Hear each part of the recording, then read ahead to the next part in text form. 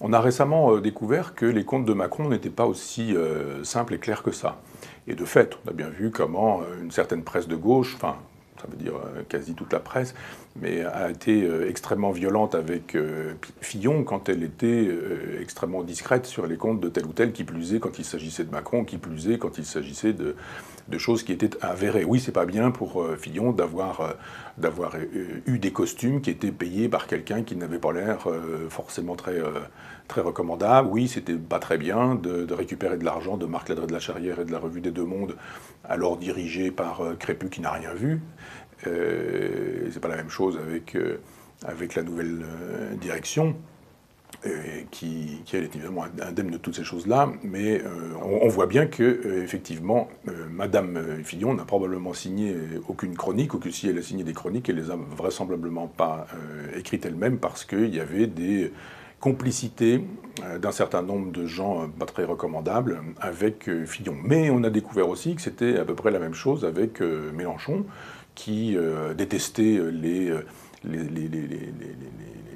formules qui permettaient aux gens, les auto-entrepreneurs, les formules qui permettent à des gens de travailler en étant des esclaves, nous disait Mélenchon, qui a utilisé beaucoup d'esclaves et qui a économisé comme ça beaucoup d'argent, qui a facturé un certain nombre de choses à des gens qui sont très proches de lui, si vous voyez ce que je veux dire, une dame très proche de lui. Et là aussi, ça n'a pas fait forcément un pataquès. On a permis à Mélenchon d'aller jusqu'au bout, on a permis à Macron d'aller jusqu'au bout, on n'a pas permis vraiment à Fillon d'aller jusqu'au bout. Tout a été fait pour empêcher qu'il puisse avancer. Alors comme je mets tout le monde dans ce même sac-là, c'est pas du tout une question pour moi d'en préférer un à un autre, mais quand j'ai découvert effectivement que... Alors on a oublié aussi...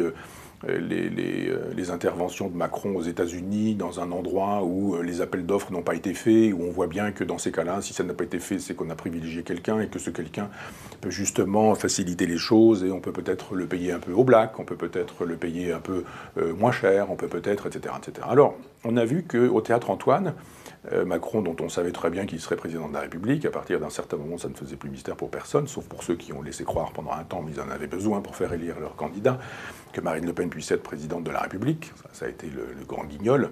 Mais il est intervenu au Théâtre Antoine et on lui a facturé, le Théâtre Antoine, 3 000 euros. Et bien moi aussi, je suis intervenu au Théâtre Antoine et on me l'a facturé, pas fracturé, on me l'a facturé 6 000 euros, double. Nous avons, avec des amis qui travaillent avec moi pour cette Web TV, nous avons loué le Théâtre Antoine et nous avons la facture à disposition de M. Macron. Nous, on a payé le double, on a payé 6 000 euros. Et donc, effectivement, facturer à 3 000 euros au candidat Macron, facturer 6 000 euros à nous, ça veut dire effectivement que c'est du simple au double. C'est le même théâtre, c'est la même prestation. Et encore, moi j'étais tout seul sur scène, c'était pas bien problématique. Lui, je pense qu'il y a eu beaucoup de choses, beaucoup de gens, beaucoup de machins, etc. Enfin, que ça devait être un peu plus coûteux. Mais il se fait que, bien que plus coûteuse, sa prestation a été moitié moins chère que la mienne. Tout ça est très intéressant, mais ça n'empêchera pas que Macron sera toujours président de la République, on n'invalidera pas les élections, il n'ira pas au tribunal avec ça, et s'il se présente la prochaine fois, d'abord, ça ne le gênera aucunement, et puis assez probablement au Théâtre Antoine, où Madame Trogneux a dit tout le bien qu'elle pensait du patron du Théâtre Antoine, eh bien, il pourra effectivement faire une autre intervention, et puis c'est pas impossible qu'il paie 6 000 euros, mais finalement peut-être quand même 3 000 seulement, parce que tout ça s'arrange, évidemment, et qu'il peut même encore pas y payer moins cher que ça. Donc on voit bien que dans des comptes de campagne, tout ça, c'est légalement interdit. On ne peut pas faire ce genre de facilité.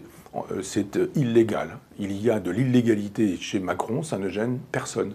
Il y a de l'illégalité chez Fillon, ça a gêné toute la presse de gauche. Il y a de l'illégalité chez Mélenchon, ça a gêné certains, mais pas d'autres. Et puis, ça en gêne gravement certains, et d'autres estiment que c'est évidemment pas un problème, que c'est juste une attaque ad hominem. Moi, c'est la même chose pour tout le monde. C'est-à-dire qu'il soit de droite ou de gauche, il y a des choses qu'on fait, des choses qu'on ne fait pas, des choses légales et des choses illégales. Nous avons un président de la République qui a fait des choses illégales et qui ne s'en est pas expliqué et qui ne s'en expliquera pas. Dans une démocratie, quand quelqu'un échappe à la loi, c'est que la démocratie n'est plus là. Quand le chef de l'État échappe à la loi, c'est que finalement, on n'est plus dans une démocratie. Chacun l'aura compris. C'est vieux comme le monde, hein. Selon que vous serez puissant ou misérable, les jugements de cour vous rendront blanc ou noir, disait La Fontaine.